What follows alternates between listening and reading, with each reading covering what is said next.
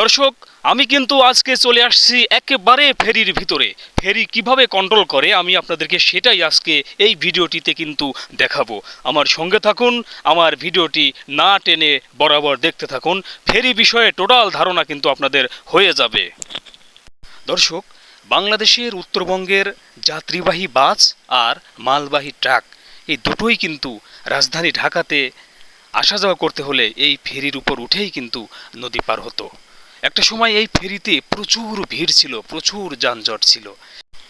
যমুনা সেতু হওয়ার কারণে কিন্তু বেশ কিছুদিন এই রুটে ফেরি চলাচল একেবারেই বন্ধ ছিল। তো আমাদের উত্তরবঙ্গের যত গাড়ি কিন্তু যাতায়াত করতো এই ফেরির উপরেই।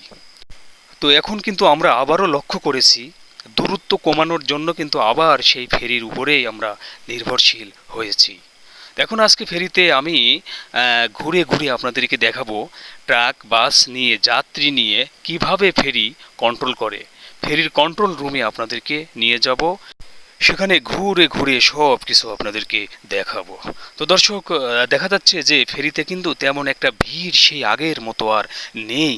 আগে যেমন সিরিয়াল দিয়ে ট্রাক বাস মানুষ সিরিয়াল দিয়ে উঠতো, এখন কিন্তু ফেরিতে সেই সিরিয়াল আর দেখা যাচ্ছে না, একেবারেই গাড়ি কম।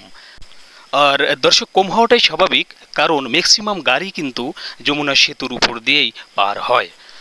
তো আমি এখন যে ফেরিটার উপরে অবস্থান করেছি এই ফেরিটার নাম বীরশ্রেষ্ঠ হামিদুর রহমান। একজন বীরশ্রেষ্ঠ হামিদুর রহমানের নামে এই ফেরিটার নামকরণ করা হয়েছে।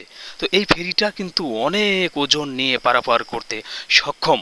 তো দর্শক, আপনারা জানলে কিন্তু অবাক হবেন, এই ফেরিটা ৩০০ টন ওজন নিয়ে কিন্তু বড় বড় ঢেউ অতিক্রম করে পার করতে সক্ষম হয়।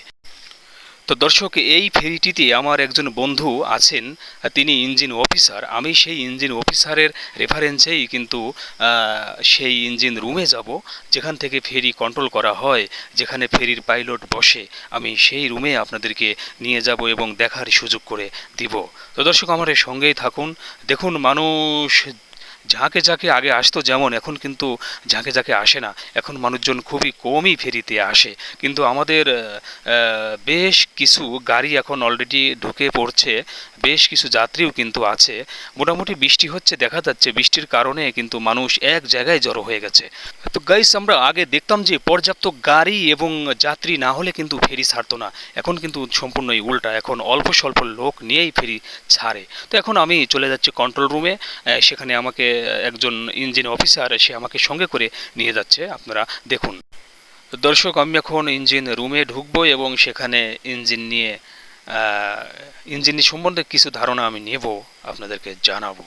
এখন অলরেডি আমি কন্ট্রোল রুমে ঢুকে পড়ছি। আমার যে বন্ধু এখানে আছেন ইঞ্জিন অফিসার, সে কিন্তু আমার সঙ্গেই আছেন।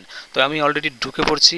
এই যে চেয়ারটা দেখলেন, এটাই কিন্তু পাইলট ওখানেই কিন্তু বসে, এবং সামনে থেকে খুব ভালোভাবেই কিন্তু সব কিছু কন্ট্রোল করা যায়, কি আছে না আছে সব কিন্তু দেখা যায়। এবং এখানে এই যে একটা মনিটর আছে, একটা টেলিফোন আছে, এখানে আছে বেশ কিছু, এই যে এটা কিন্তু দিক নির্দেশনা করে। এটা কিন্তু নর্থ সাউথ ইস্ট ওয়েস্ট সবগুলো এখান থেকেই কন্ট্রোল হয়। তো দর্শক, এই যে বেশ কিছু স্পিকার আছে, মানে টোটাল ইঞ্জিন কিন্তু এই রুমেই। আর একটা বিষয় হলো, ফেরিতে কিন্তু কোনো স্টিয়ারিং নেই। স্টিয়ারিং ছাড়াই কিন্তু ছোট্ট একটা সুইচের মাধ্যমে, অনলি মাত্র একটা সুইচ দিয়েই কিন্তু ফেরির এই লেফট রাইট সব কিছু কিন্তু নিয়ন্ত্রণ করে মাত্র একটি মাত্র সুইচ দিয়ে। এখানে বিশেষ কোনো স্টিয়ারিং নেই, ছোট্ট একটা সুইচের মাধ্যমে কন্ট্রোল হয়।